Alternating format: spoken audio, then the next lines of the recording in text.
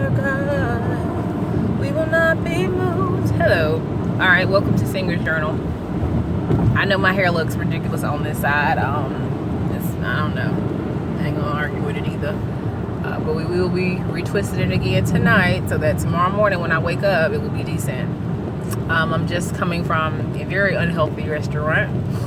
And then in the midst of going to the unhealthy restaurant, for the past 2 or 3 days, I mean, normally, yes, I do expect some kind of vocal stuff to be happening to me because I know I deal with reflux, right?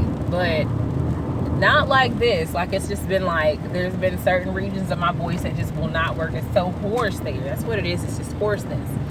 And I'm like, well, it's not hurting. I don't feel a lot of heartburn because like I told you before, I've been taking the famotidine. I've just been using it for the past 2 or 3 days. So I haven't, I did that. But I don't know what triggered it made me want to go and read a little bit more about this silent reflux stuff. Today, after set up, I went to go volunteer at the marriage conference, and there was a lady there who vocally, it sounded like she had a cold, or vocally it sounded like she was just getting over like bronchitis or something. And she said, I promise you I'm not sick. It's my silent reflux. I have silent reflux. And her voice, really, it sounded like she was sick. Legit, like she just got over bronchitis, or she's been coughing up a storm and can barely, like her voice was just not good. And she said it was silent reflux. And she's like, she's taking 2 Pepsid seeds a day, and then she's doing this and that, and all that kind of stuff. And I was like, oh my gosh, silent reflux is a real thing. So for the past 2 or 3 days, as I've been taking the famotidine, I definitely have not been experiencing a lot of heartburn. It might have been some mild actual heartburn because of the fact that I wasn't taking the famotidine like in the time frame that I probably should have been taking them. So I didn't take it like every 12 hours or whatever. Like it was 2 times a day, but it really wasn't like an organized time. Like I just took the other one that I, like this morning, I don't even know if I took one this morning actually. I haven't taken one all day, except for just now, 8 some o'clock at night, okay? So, and I just ate a meal at 8 something at night, and I know I gotta get up in the morning, and I shouldn't have eaten that, but, what I'm trying to get to is that I read up on something. I was like, well, let me just read up on silent reflux. Like, what is that really? Because I've only known reflux to be something that's painful and that you like truly feel because it's like acid that's coming back up. And then like reading about the fact, and this is just my understanding, because like for me, I have to like visually think about things, and I have to like visualize them in my brain for it just to kind of click and make sense. And I think just this visual is going to help me to be able to kind of wean myself off of acidic things or high fat content things just by the image that I see in my brain. But basically, when you eat something, your stomach acid starts to produce enzymes, and these enzymes need acid in order to kind of do their job, break down food. That's what they're there for. So the enzymes are there to break down the food. They're breaking down protein. That's what they're supposed to do. Well, not protein, not just protein, but the one that I'm specifically speaking of is pepsin. So pepsin is an enzyme that is specifically needed for protein. Now, if with me, I get reflux on the regular, or like, like they said, lying down, of course, it can help or aid in having acid travel back up. So let's just say, theoretically speaking, if I eat something and the stomach acid starts to produce all kinds of enzymes, but the one that I'm thinking most of right now is pepsin.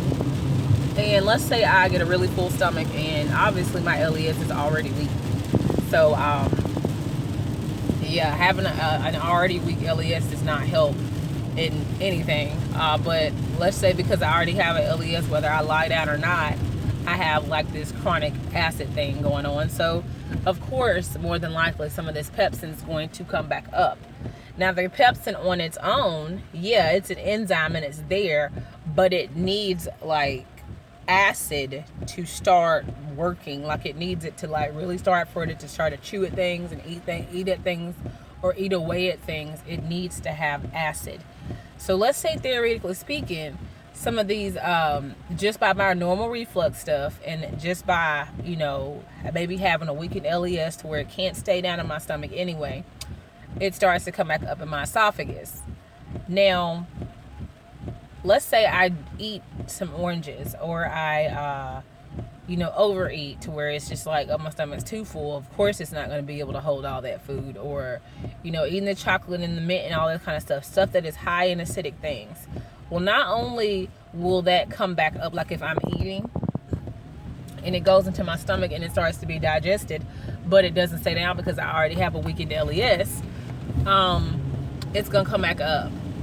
And as it comes back up, it's going to find that pepsin that has already probably come up and stuck to my esophagus, and it's going to find it, and then it's going to start the reaction of it eating away at whatever it's attached to.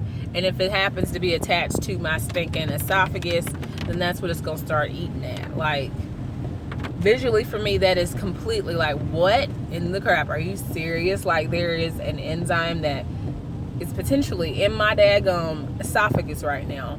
And if I eat anything acidic, it is helping to make a reaction begin where it will start eating at my freaking esophagus. What? And of course, we know esophageal cancer, I hope I said that right, is possible by that. But really, I'm utterly floored now. And I knew that, it was doing that, but like, to think about the fact that it's an enzyme that's sticking to parts of my body, and then when it gets like something to trigger it, like anything acidic, it latches on and begins that reaction, or that that attack as soon as it latches on. Like, that is crazy, and it's eating away at my esophagus. That is crazy to think about. So when I think about it in those terms, I'm like, well, baby, the fries ain't that doggone important. The chocolate ain't that important. And the sad thing is, and that's probably why my voice feels so like jacked up. I'm like, why is my voice, I had so much, not acid reflux, but so much mucus over these past couple of days. I'm like, and it's like a bunch of it too, which is so gross to talk about, but it is. And I'm like, well, Wednesday was Valentine's Day. So Wednesday, Thursday, Friday, I ate like a dog when it came to sweet stuff. And a lot of it, a majority of what I got was chocolate. And I've been eating it like a dog. Like, just ruthlessly eating it. And that's probably why I'm feeling the way that I feel. And I've been taking famotidine, and I haven't had hardly any burning going on in my chest as far as heartburn is concerned. But I know the silent reflux things are happening because I've been loading it down with acid. And if pepsin has made its way and stuck to my esophagus or throughout my body, then I can tell you without a shadow of a doubt that it has eaten away at some esophagus tissue this week, because I have been eating it like a dog. So I have got to ease up. Now, obviously I don't want to think about it in the terms of, oh my gosh, I just had like this horrible diet for this week and it has like destroyed my esophagus. It hasn't destroyed it yet. Lord's willing, I'm praying that Lord, it hasn't made a hole in my freaking esophagus. But it's enough to scare me to be like, well, you know what? I made a bad decision by eating all that chocolate like that. And I already knew what I was going through. And I already was told not to eat chocolate, and I ate all of it anyway. I knew better than that. So, I'm calling it quits. I'm calling it quits. For the acids, for anything that is acidic for a while, or something that's super low acidic. So, I love my lemon juice with stuff that I have. I love using the vinegars and stuff. But all that stuff is highly acidic, and I am going to let it go. It's just not worth it anymore. Because I know that how hard I've been working, and I've been praying, and I've been asking God to help me decide on what I want to do musically and vocally.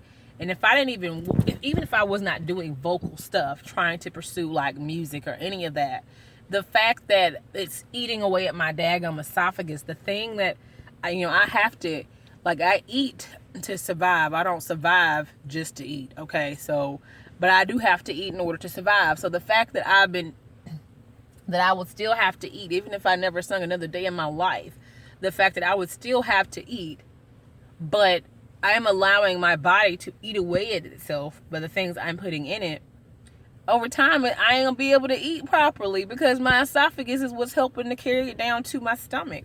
So if the esophagus is being destroyed over time, how it's gonna get to the stomach? How we gonna digest into things if we let it eat away at the daggum esophagus?